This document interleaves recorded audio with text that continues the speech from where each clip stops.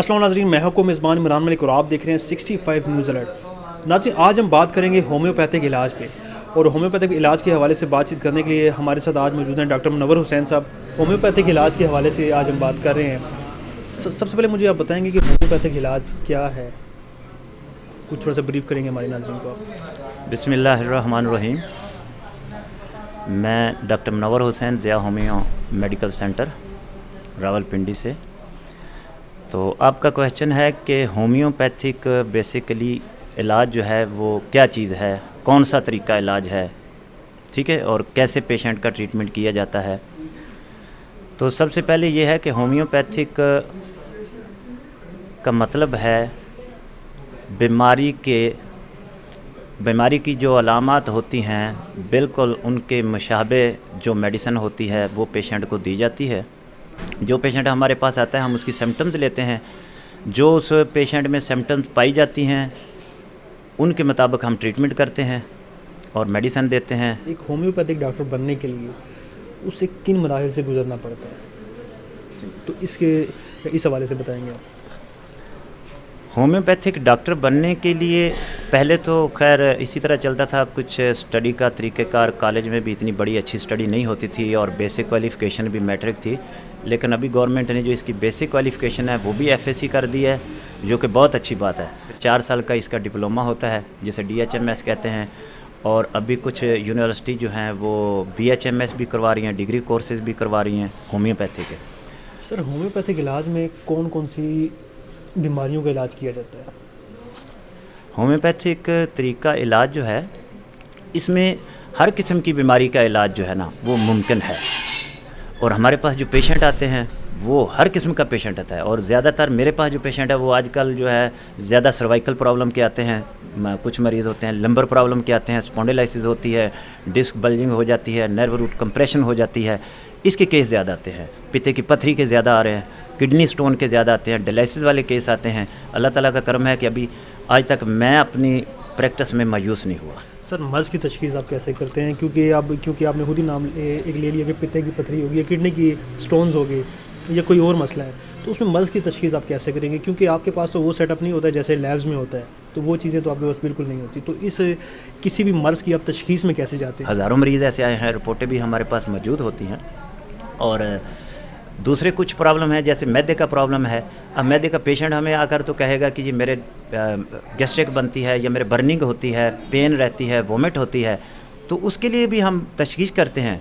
Totally علامات پہ medicine نہیں دیتے، ہم نے پیتھالوجی کو دیکھنا ہوتا ہے، اس کے میدے میں کیا ہو سکتا ہے، اس کے السر ہو سکتا ہے، اس کو ایچ پالوری ہو سکتا ہے، اس کے سمپلی سوزش ہو سکتی ہے، گیسٹرائٹس ہو سکتی ہے۔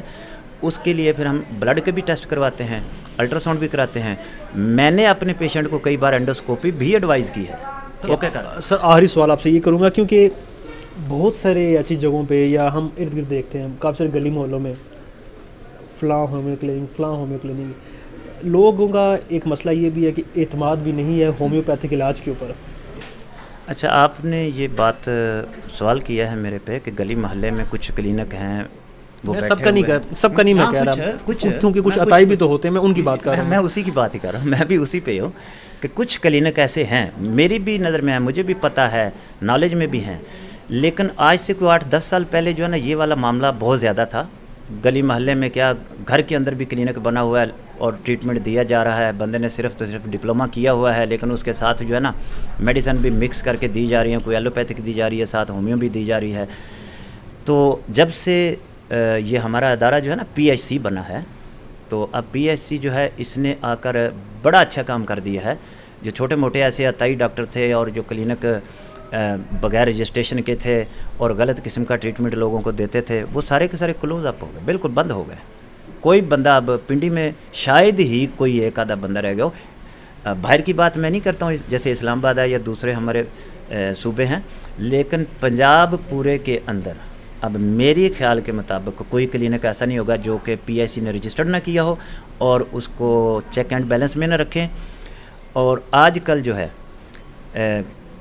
جو ہومیو کے ڈاکٹر ہیں ماشاءاللہ وہ کوالیفائڈ ہوتے ہیں، 4 سال کا ڈپلومہ کرتے ہیں اور پروفیشنل اساتذہ ہیں کالجوں میں۔ یہ ہمارے کوہسار میڈیکل کالج ہے، ماشاءاللہ بہت اچھا ادارہ ہے، پرانا ادارہ ہے، वहाँ से निकलने वाले स्टूडेंट जो हैं वो अच्छी प्रैक्टिस कर रहे हैं, अच्छे क्लिनिक चला रहे हैं।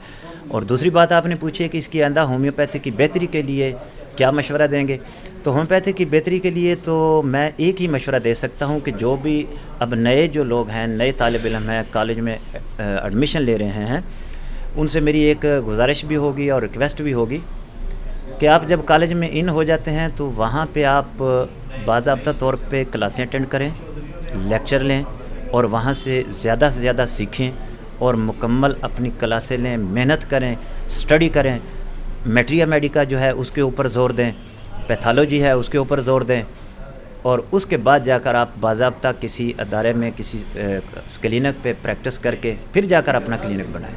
तो गवर्नमेंट से यही रिक्वेस्ट है कि कौंसल को कुछ फ़ंड दें, उसके ज़रिए हमें फ़ंड मिल जाएं। जी नाज़रीन, ये थे डॉक्टर मुनव्वर हुसैन साहब। सर बहुत बहुत शुक्रिया आपका, आपने अपना कीमती वक्त दिया। नाज़रीन, होम्योपैथिक इलाज के हवाले से डॉक्टर मुनव्वर हुसैन साहब गुफ्तगू कर रहे थे। इसके साथ ही आपसे इजाज़त दूँगा। इमरान मलिक, 65 न्यूज़ अलर्ट, इस्लामाबाद से।